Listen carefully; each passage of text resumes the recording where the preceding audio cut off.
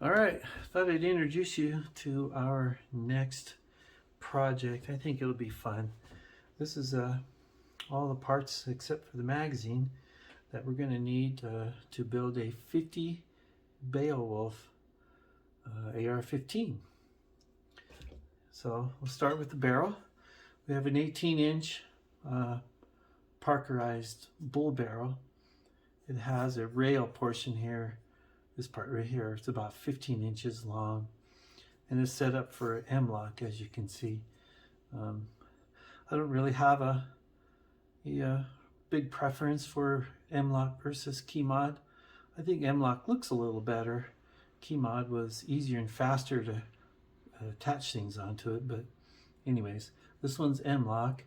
And on the end of the barrel, we have this multi-port compensator.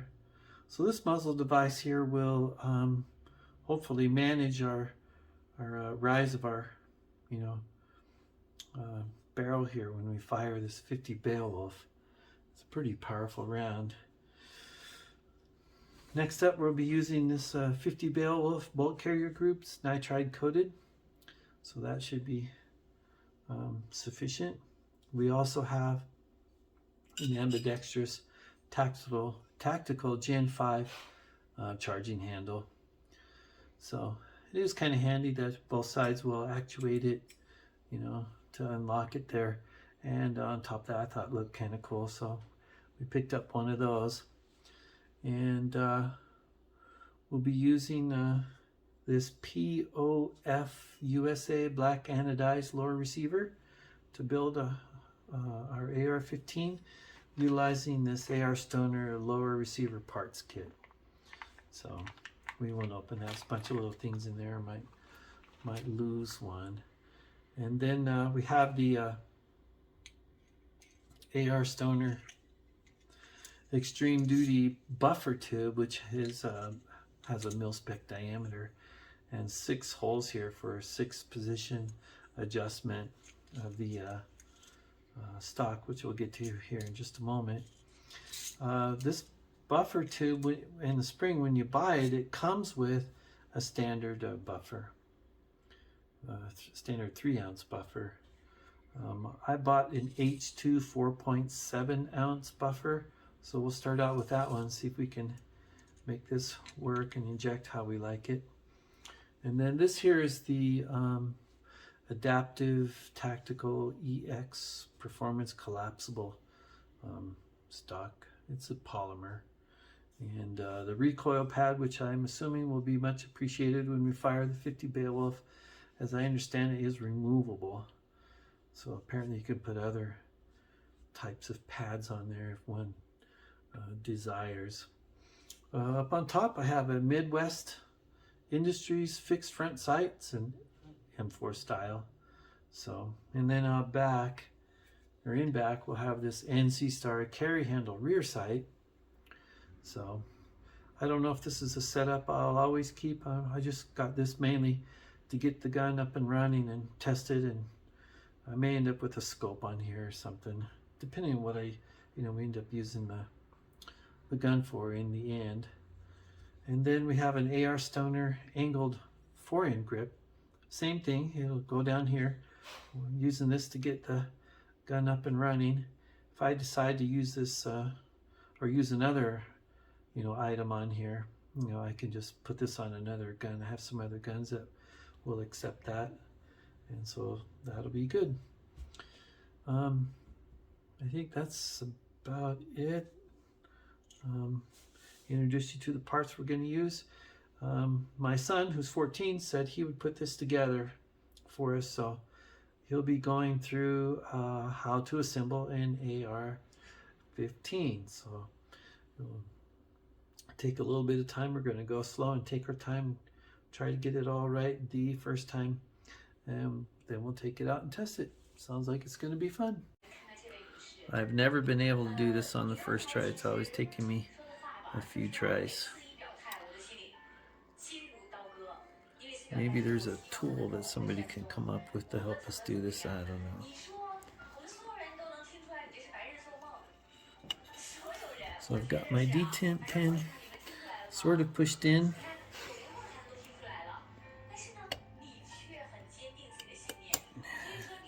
See, I didn't get it. We will try again.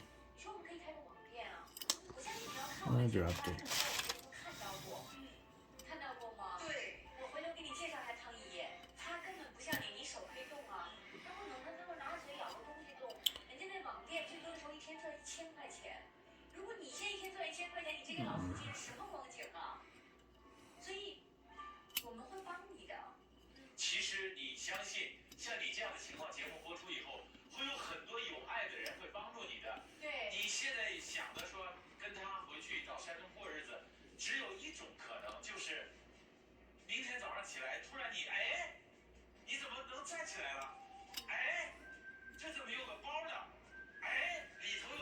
I'll probably be editing out a few seconds of this.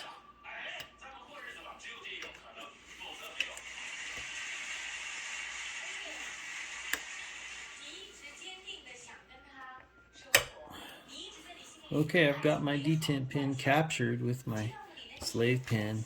Let's see if we're able to push this in.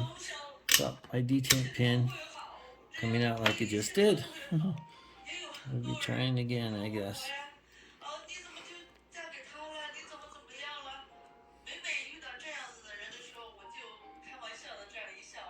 Yeah, Dee Dee. We're not doing so good, are we?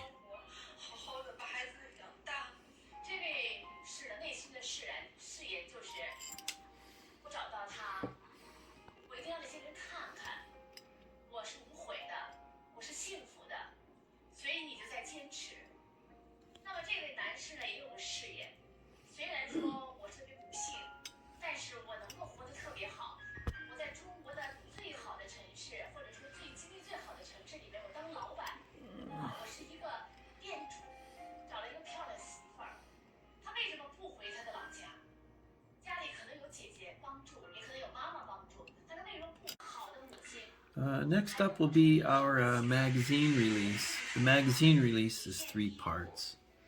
This bar right here, the spring, and this little, most people call it a button. So anyways, the spring goes over this bar, and then that thread's in there right there. But this whole assembly needs to go through the lower receiver. So let's see if we can get that done. So here's this bar that has the rod that goes through the receiver. So I'm just putting it right in here, like this. There we go. Put my finger on it, flip it over, put my spring on there. Then I'll be pushing this spring in with this button here, because this is threaded and the end of this rod's threaded. So I need to push it on here so I can get to the threads and we'll get the thread started.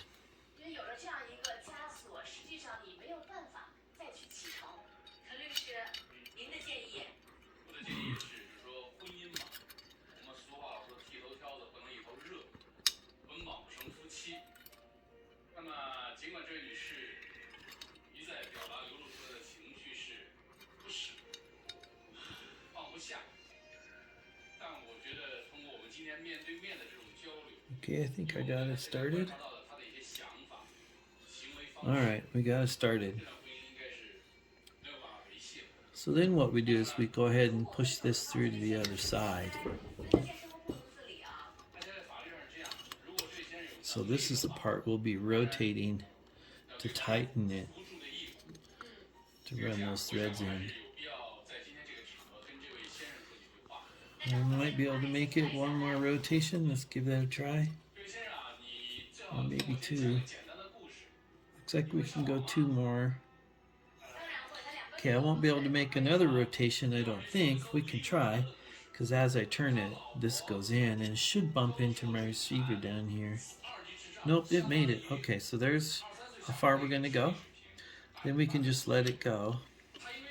And we have installed our magazine release. Okay. Okay, the next part is the bolt catch. The bolt catch assembly is 4 parts. We have this detent thing looks sort of like a little torpedo or something, and then the that pushes back here in the back side like this. And this whole assembly goes in the lower, of course, and this roll pin holds it all together. So the first thing that I do in order to get this done is I put this spring right here in this hole right there. See the hole right there? That's where the spring goes.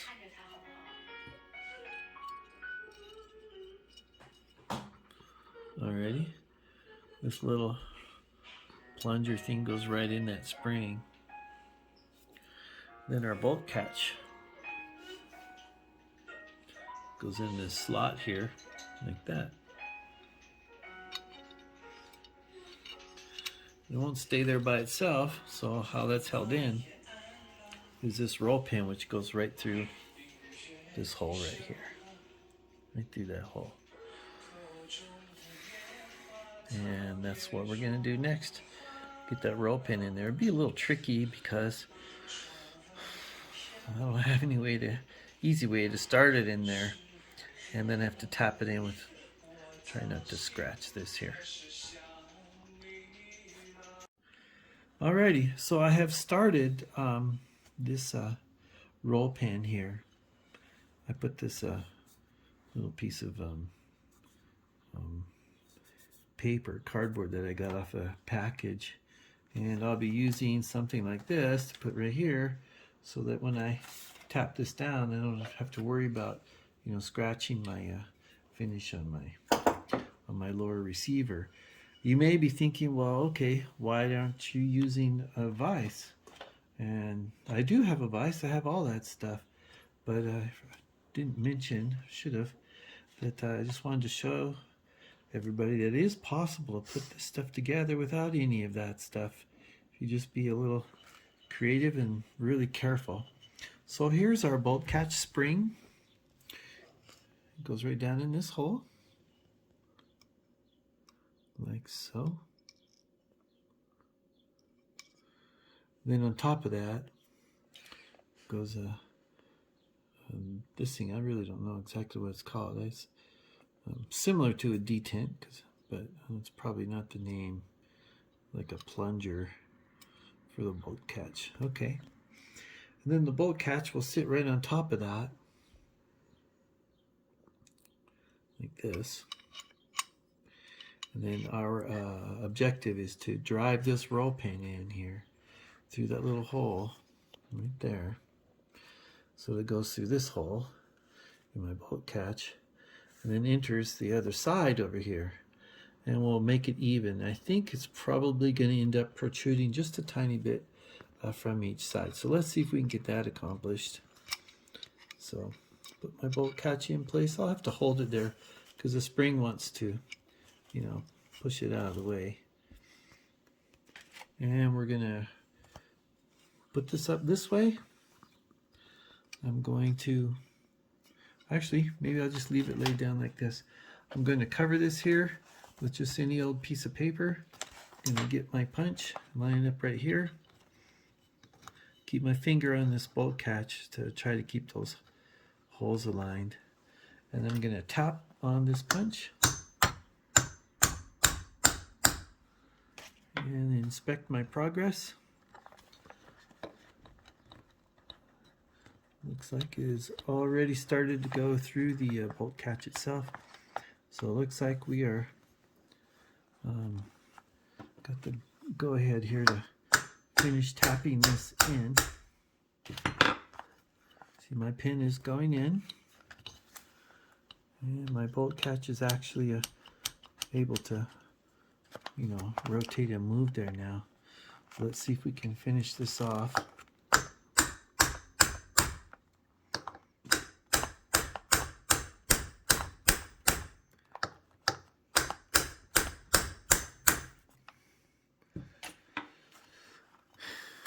Maybe I will rotate this up this way. It is going in, but we'll see if we can speed that up a little bit.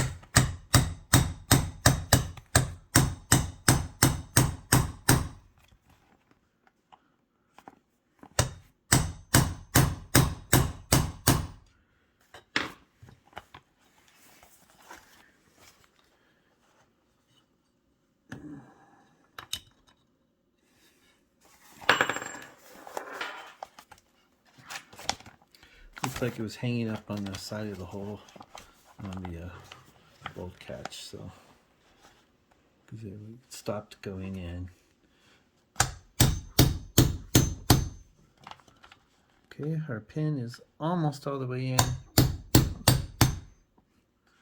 We'll keep inspecting it because we want it to be even on both sides.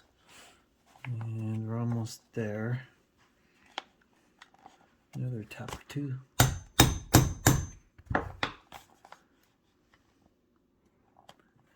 And our pin is nearly flush.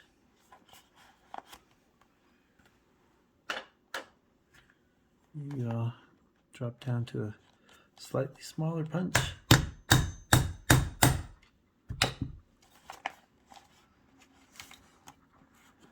And tiny bit more, another little tap. We should be done there.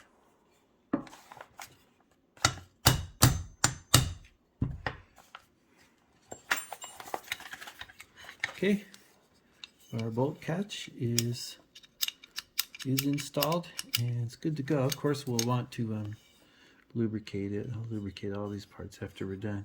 You can lubricate them as you go as well, but in fact, putting a little drop of oil on the roll pin before you drive it in generally will help that roll pin to go in a little more easily.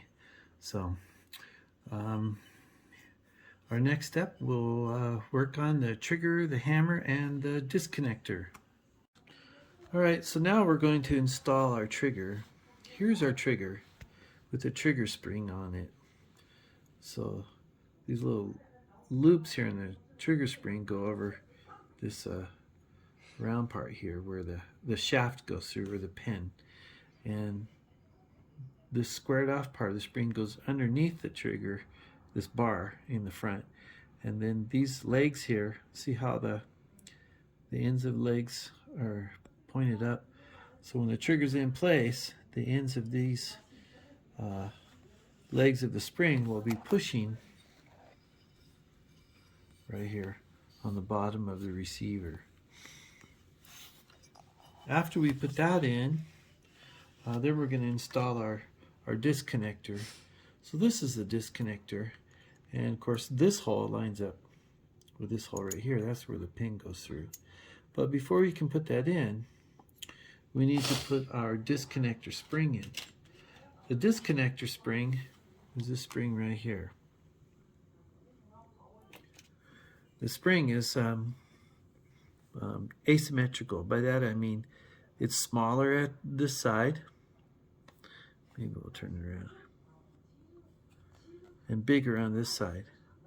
The big end of this spring goes down in this little, that's right, I got another one, right down in this hole here inside of our trigger there. So that's the first thing we do. Put our spring in there. Okay, the spring is in place. Right down that little hole there. Now we're going to put our trigger inside the receiver. Now, it's possible to use like a slave pin to hook these together and to put them in together. We're not doing that, even though that's the easiest way to do that. So our trigger just drops right in here, right down there. And so if you look on the side here, you can see that if I push it down all the way, the hold on my trigger lines up with this hole in the receiver. We need to do that when we have the disconnector in place all the same time and then put our pin in, which would be a little tricky because we gotta wiggle it around so that the hole's lined up and we can get our pin in. All right, so let's go ahead and see if we can get that done.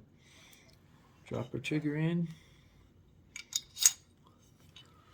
put our disconnector right on top like I was showing you before. We dropped it in there with this little hook part of the disconnector facing forward like that. It should be a little tricky to get that lined up. We'll have to wiggle those parts around so that it'll go in. Then I get my pin. Now notice this pin here. Let me put it right here. It's got a couple grooves on it. One's close to the end and one that's near the middle. When we put this pin in, we need to put the ungrooved side in first. That's the side that goes in. So we got it in our hole here, in our receiver, and our objective is to get it to go through both holes not only in the trigger but also in the disconnector, so that the pin comes out the other side right here. Okay, so let's see if we can get that done.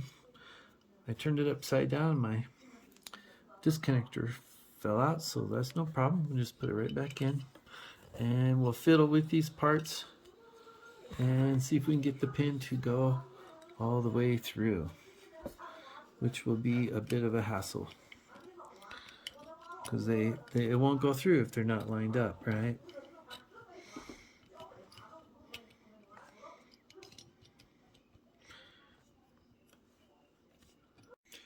Okay, so it took a little bit of wiggling around. It took me I don't know, about a minute and a half, and I got that pin all the way through. So the pin goes in this side through my hole in my trigger and my disconnector out to the other side.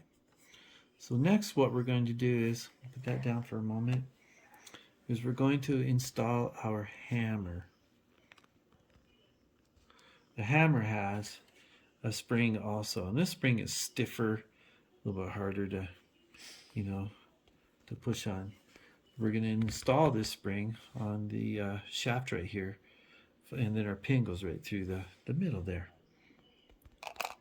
That's what we're going to do next.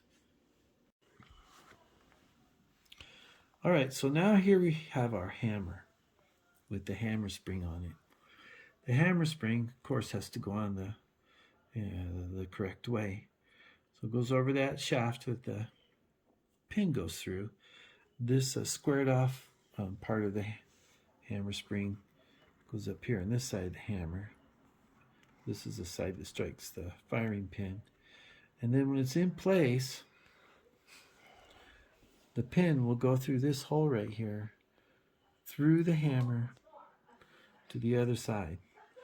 And these legs of the spring right here, these rest on the pin that we used to put the trigger in a couple minutes ago. So there's a little area right there on each side where the hammer spring is going to rest. So it goes right in there. Rests right on top of that pin. Okay, and so that gives us our force on our hammer. So let's get ready to do that. And we use another one of these hammer trigger pins. If you'll notice, both of those pins are exactly the same. They both have those grooves on it. One close to the end, one close to the middle. And when we put this pin in, from the left side of the receiver, we put the longer side that doesn't have the groove towards the end. That's the end that goes in first. So let's go ahead and see if we can get that accomplished. So I've got my hammer in place. I've got the legs of the spring on top of the pin that we just used to put in the trigger. You have to push this down, and as we push it down, you'll see that the holes of the hammer line up there with the holes in the receiver, and then we need to slide our pin in. So let's see if we can get that done. Same thing. It'll be easier than the trigger pin was, but we got to get it lined up. See how our pin's starting to go in? All right. We push it all the way in, and it's got to be able to make it through. It's got to be straight enough to make it through to the other side of our receiver. All right, let's see if we can get that done. I may need to tap on it with something.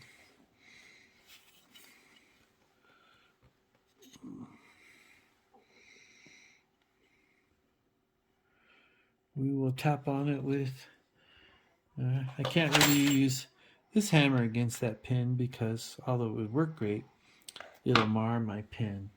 So what I need is something non-metallic to do that with. Remember, there's all kinds of tools you can have. You know, there's mallets that are non-metallic on the end. But we were going to show you that this can be done using just everyday items in your house. So let's see if we can get that done. So we'll tap on this and see if we can get our pen to go through to the other side. It's not quite lining up yet.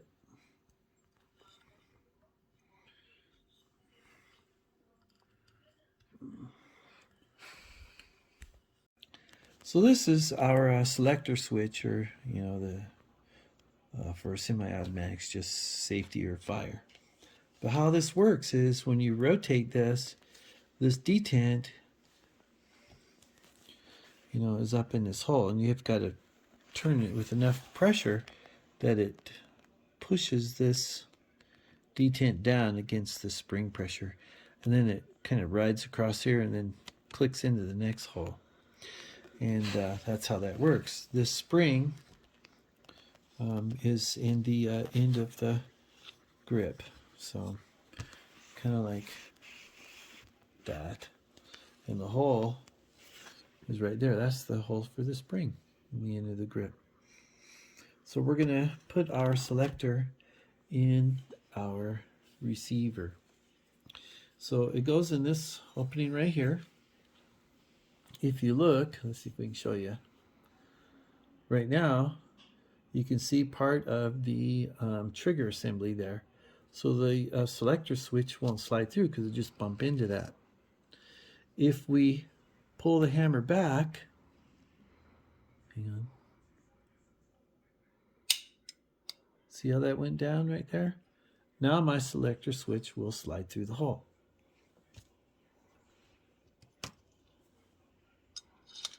Like that. And how this works, if you look at this selector switch, it's got a flat spot on it, right there. So it can only fire when this flat spot is down, which allows the trigger assembly there, which you can, it's too dark, allows it to move. If you rotate it this way, then the flat spot is on the back there, and this rounded portion is touching the trigger assembly there in the top, and won't allow it to function. The only way it can function is if it has room. It's got a room. It has to have room to function. So that's what the flat spot's for. So the detent goes in this hole right here, and I'll show you how that works. Here's our detent. It's the bigger one that looks kind of like, sort of like a little bullet, I guess.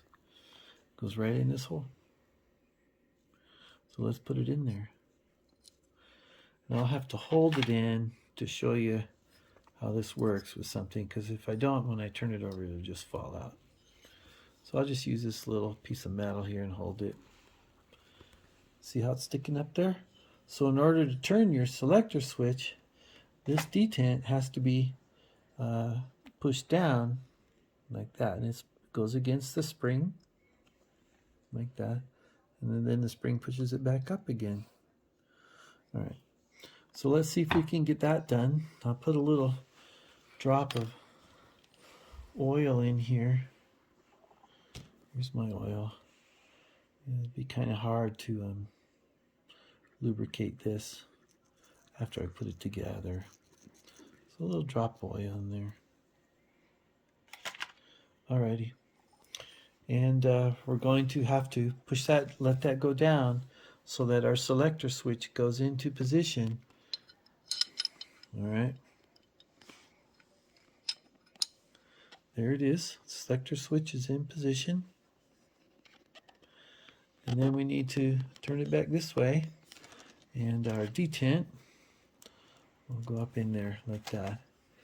And remember, that is, detent is activated by the force from this spring right here, which goes in the end of our grip.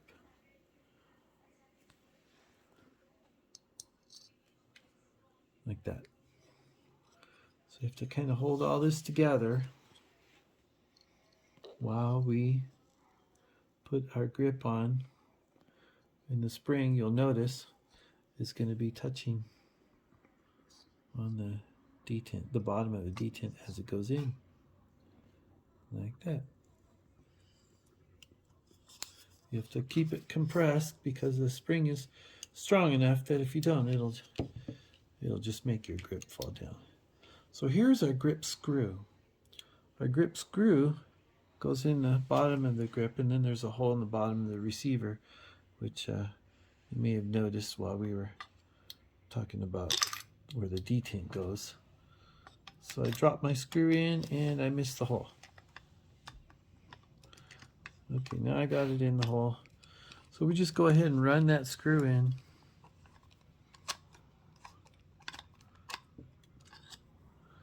Until it begins to tighten up. If you have any trouble with this screw becoming loose, which you might, a little bit of blue Loctite on those threads, you wouldn't need much because there's a lock washer in here as well. Should keep that screw in place. So that means, remember, if you decide, if you have an AR and you want to remove this grip to put on a different grip, like one of those nice hug grips, when you take this screw out, remember there's a spring there and a detent there, and if you're not careful, the spring may fall out and you may lose your detent onto the floor and have to go looking for it. So now we're going to test it and make sure it works. This is the fire position, so I'll put my finger here, pull the trigger, fires. Okay, the hammer will drop. And if we put it in the safety position, I pull the trigger, the hammer does not drop. So that is all working. Okay, very good. The next thing we're going to do is install the rear takedown spring, or not spring, the rear takedown pin. And that shouldn't be too tough. It's the same basic idea as the front one, a spring and a detent. So the spring is in here and the detent is right there in between those two. In this case, our spring goes to this hole back here and goes this way, and with a detent in front of it. So let's get ready to do that. Actually, sorry guys, I decided I will install my trigger guard next before I get into that, because I thought it'd be a little bit easier, because to do this I'm going to have that plate on the back and the tube, and I thought, well, I'll just do this first. But how this is held in is there's a spring-loaded pin on the front part of the trigger guard. See that? And that's going to go right in here. Notice we have a hole on one side and then just a smooth area flat on the other side. Okay, so we get a flat spot here, and then this goes in the hole. The back side of the trigger guard is going to be held on by a roll pin, which goes through here. And so the roll pin, which is right here, it's the bigger one, it goes through here, passes through this hole here to the other side of the receiver, and keeps it on there. So if you were to change your trigger guard to one of those angled ones, which gives you a little more room, which I'd recommend if you plan on, wearing some nice gloves when you shoot it, because you give you a little more room for your finger. You'd have to pull that, sorry, you have to remove this roll pin to be able to do that, drive it out from the other side. So let's see if we can get this done. So I need to depress this and install this in the receiver here. There we go. So I push that up, and it should allow me to move this into position. Let's see if I can do that.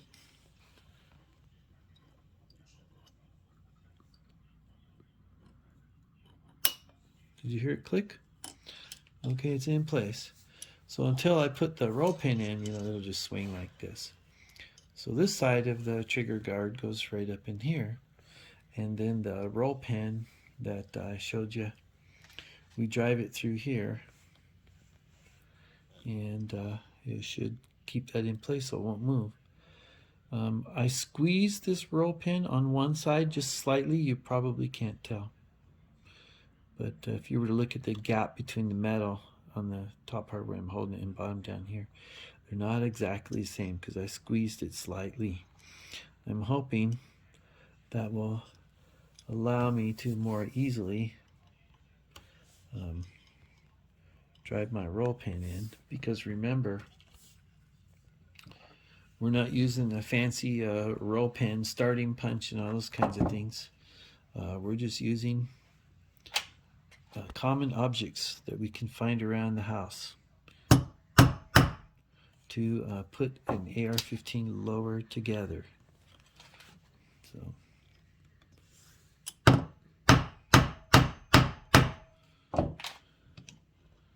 let's see. All right.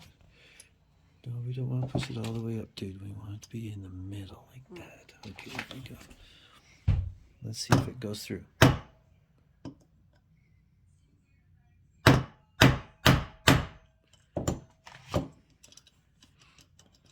Yeah, it's going through. Alrighty, so it should be just, hopefully, just a matter of continuing to tap on this.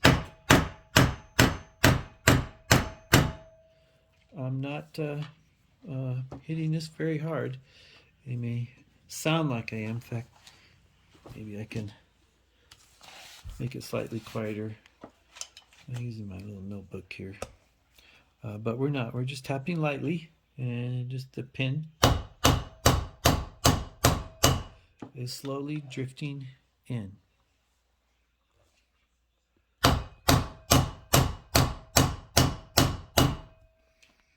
Just about there.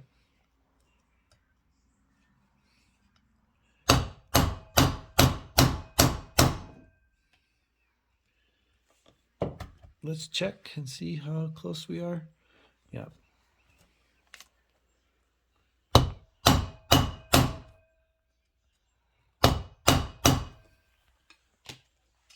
Maybe I'll go ahead and use a punch.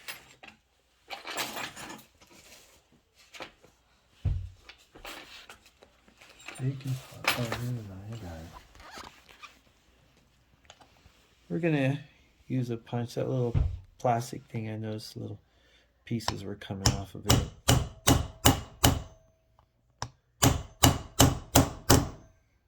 Alrighty.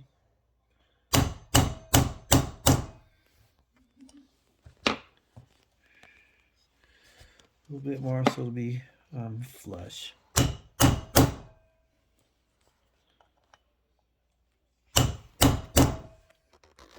It's flush, so our trigger guard is installed. So that was pretty easy. Alright. So now we're going to continue on with the rear takedown pin.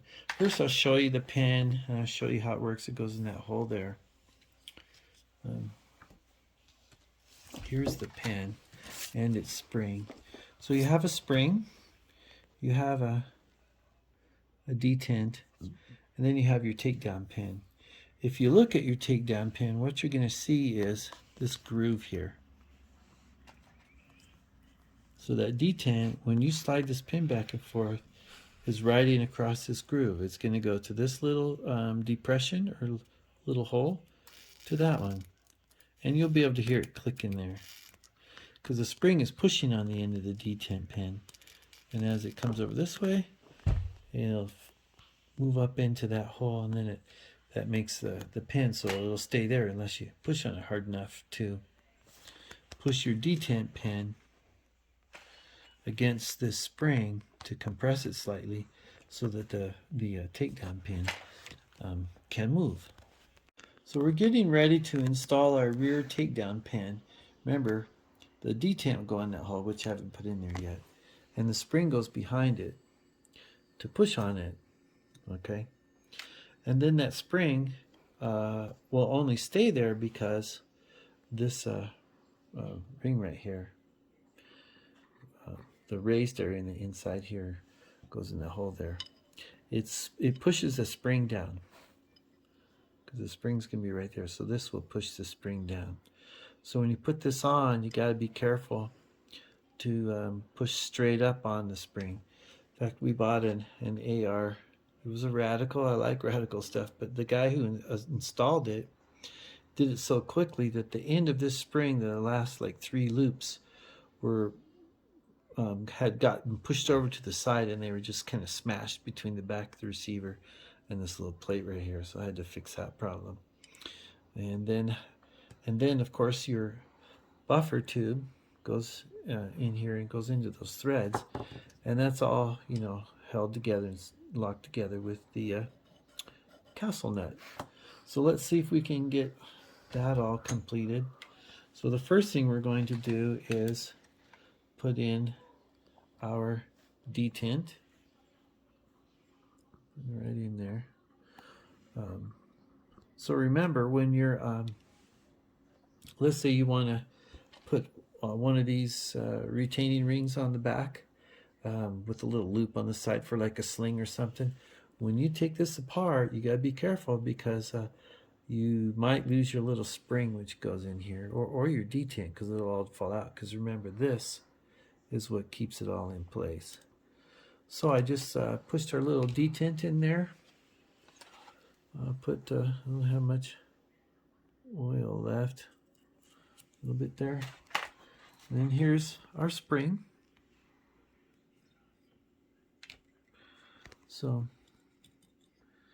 remember, it's this plate that pushes on the spring, which holds it down.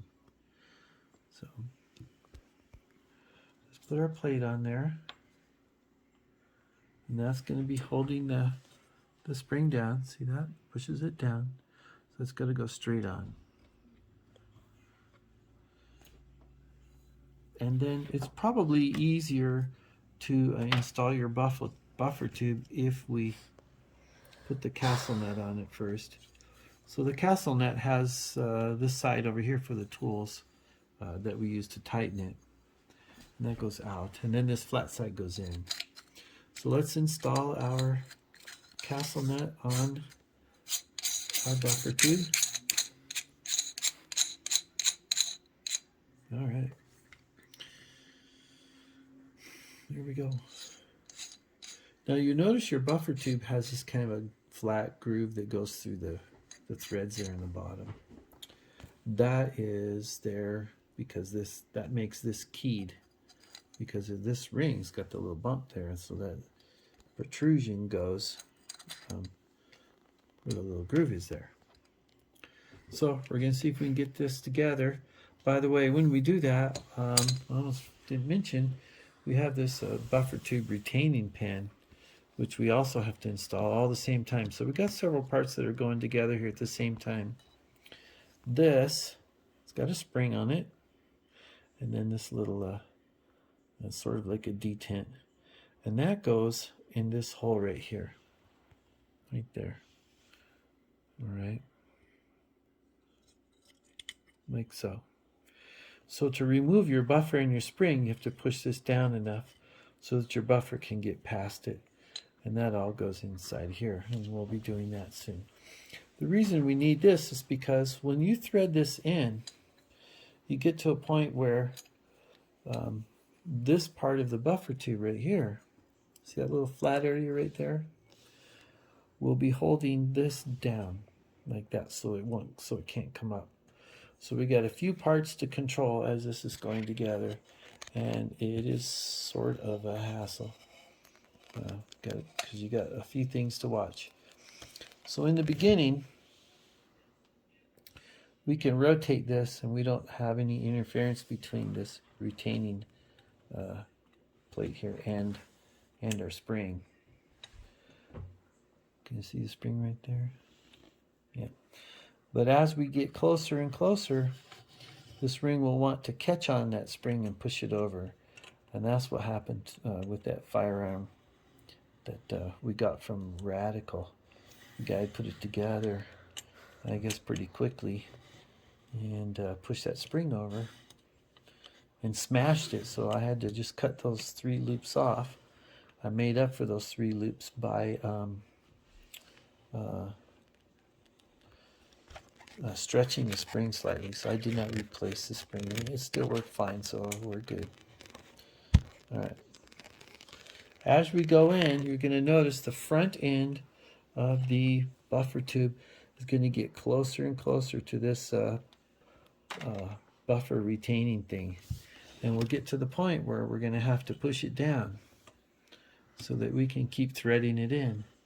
But remember, while we're pushing it down, we're also having to be mindful of the spring back here, because we'll just push it over to the side and smash it or bend it or make it look ugly or even possibly ruin it.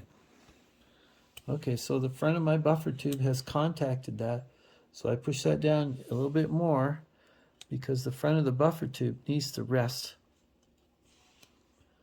on the can you see it okay? On the flat area here. If you go too far, the edge of the buffer tube will push on this, and you'll notice that when you put on your upper and to try to close it, it won't close all the way. So then you'll know that that buffer tube is turned in one rotation too many.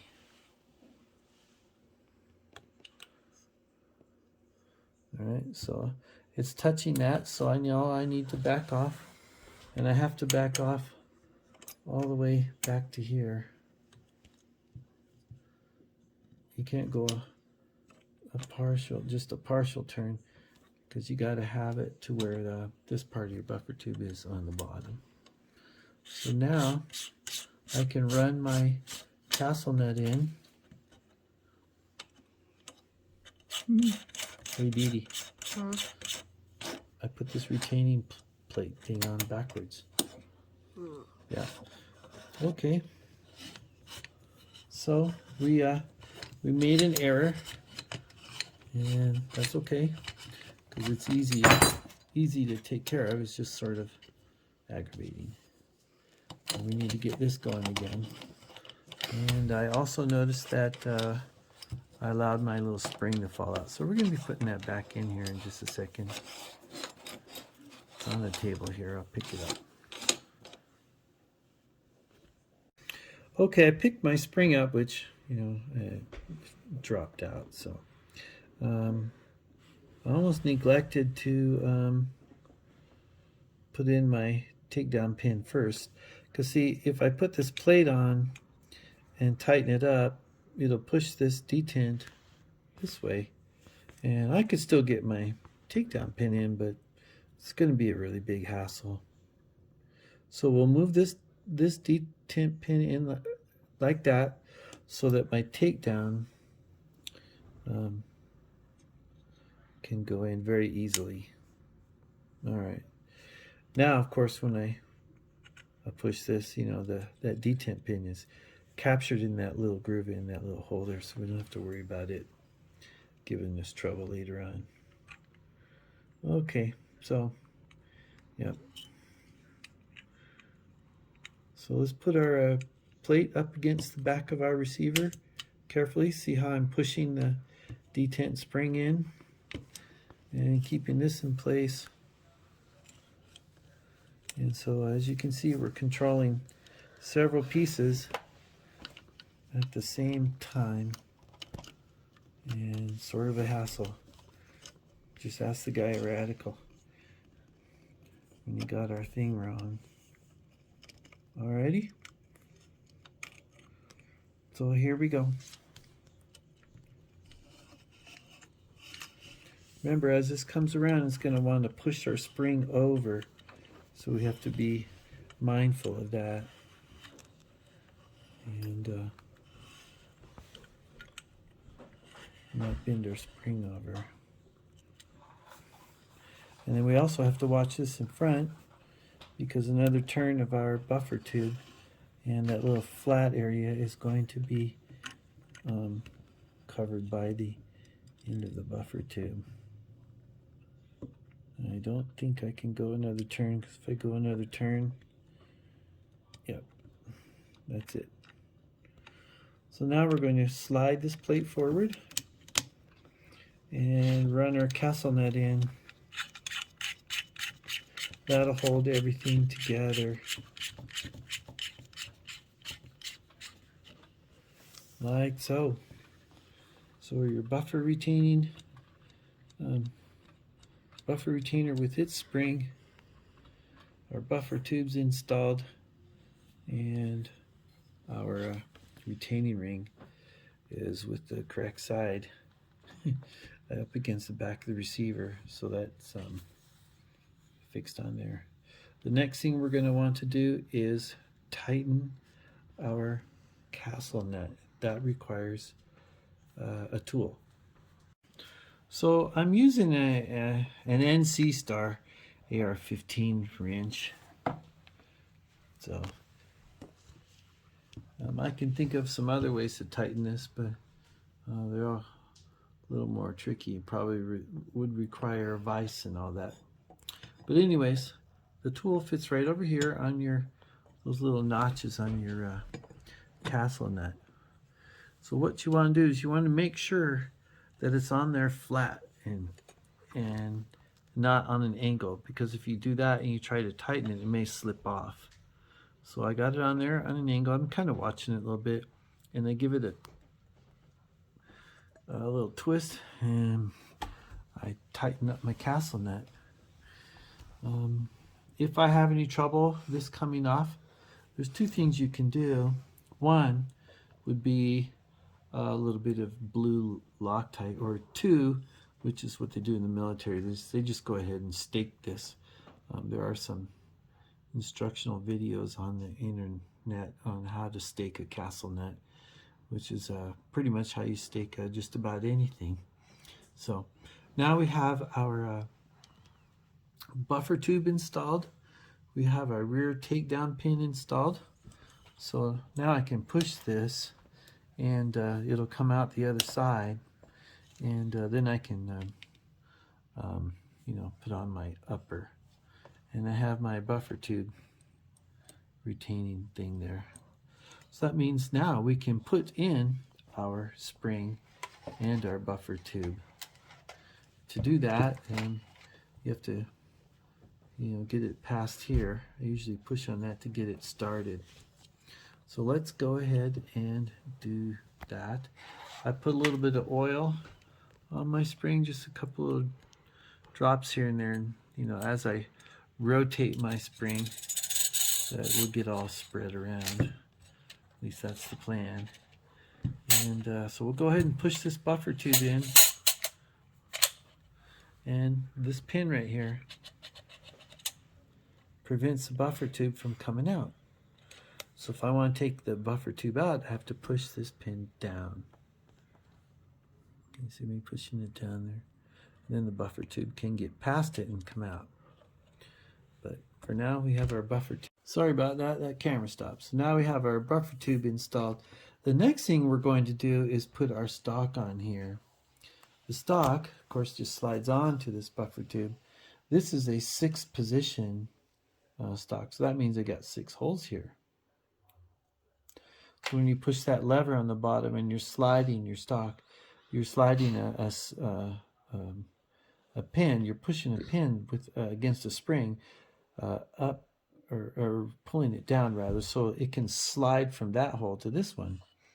And that's what we're going to do next. All right, so now we're going to install our adaptive tactical stock there.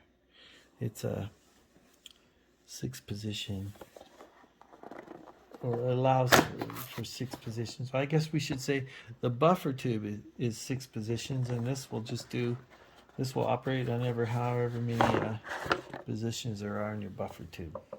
So there it is. To you adjust it, we push this lever up and move it back and forth. It's got a quick disconnect metallic insert there and a buffer here. To install this on the buffer tube, see when we push this, I don't know if you can see that there. Can they see that, Didi? Can you see the pin? Yeah. Okay. Here we go. When you're adjusting your position of your stock, hang on, let me get my finger in the right place. When you push that lever, that pin goes down. Can you see it going up and down? Yeah. Okay.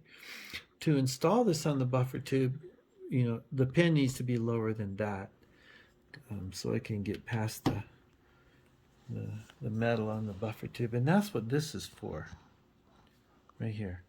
So you hold on to this and you pull it down, and it should go even further. That's the way I understand it. Yep, there it goes. So let's see if we are able to do that. So I put a little bit of oil on here. I don't really know where it rubs. I just put some dots everywhere and then on the inside here. So if we slide this in like this onto our buffer tube, it'll stop when that pin that we were looking at bumps on the back of this buffer tube right here. So we have to pull our pin back even more so it can get over that, and that's what this little part right here is for. So let's see if we can do that. So I'm going to push at this, just like you were going to adjust it. I'm going to squeeze this right here and pull it down and see if I can go even further. There it goes, which allows my stock to go on my buffer tube. Now I can adjust it like normal. A little tight because it's brand new, I guess. Okay, there it goes, easier now. So if we were to take this off, because for whatever reason, you'd have to do what we just did there by squeezing this and pulling this down to get that pin low enough to get past the groove there. All right, so we have installed everything. We've got our takedown pins installed, hammer, trigger, selector, magazine release, bolt catch. We are ready to put our upper on, and we'll see how it goes together. So now we're going to install our upper on our lower. It should go right in. So there's 2 holes here. There's this hole here towards the front, and this one towards the back. The front takedown pin goes through here, and the rear takedown pin goes through here. So we'll get our lower receiver that we just put together, and we'll put it there, and it does go in so far. And it has closed together all the way.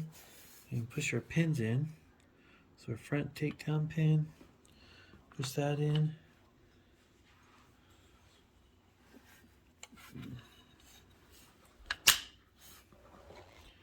And then we'll go to our rear. I noticed the rear one seems a little snug. There we go. They're both in. So now the upper and the lower are connected together. By the way, I forgot to show you. Well, maybe I can take it apart and show you. Because this is an important point for any of you who haven't taken apart ARs before. And that is,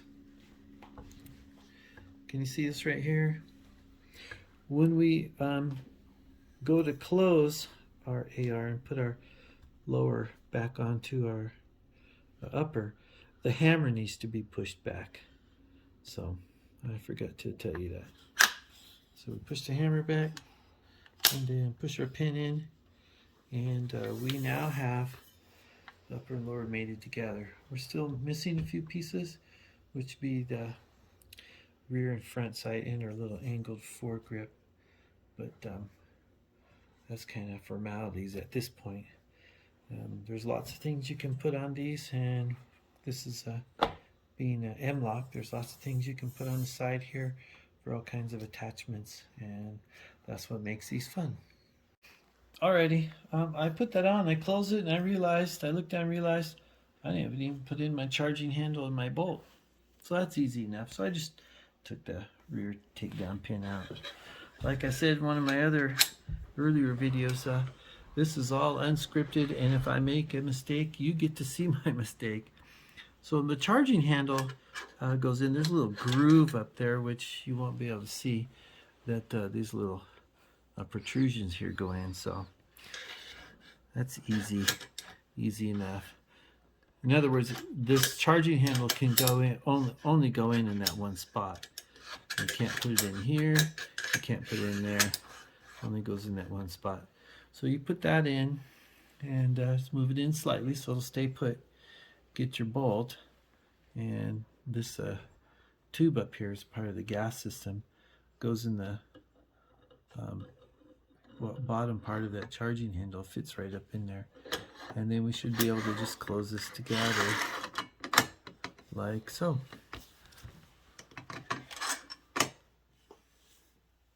There we go. Now we aren't missing any parts. That's what makes this fun. So I'm assuming that most guys, when they do video, if they have an oversight where, like I just did, they just start over and film it all over, so it's all nice and smooth. You know, I'm just a regular guy, and I guess they are too. But anyways, here we go. So we have it all together, and it's time to, we can do a quick check. I put it on fire because remember we pushed the hammer down to be able to close that. So now we can dry fire it because the hammer won't hit the back of the receiver, because now it hits the firing pin. So anyways, we are good to go. Okay, it's now time to test the 50 Beowulf. I've got some Underwood 350 grain 50 Beowulf, a pretty big bullet. That's going to be fun. This is my first time shooting it. See, I had a snafu already. Hang on.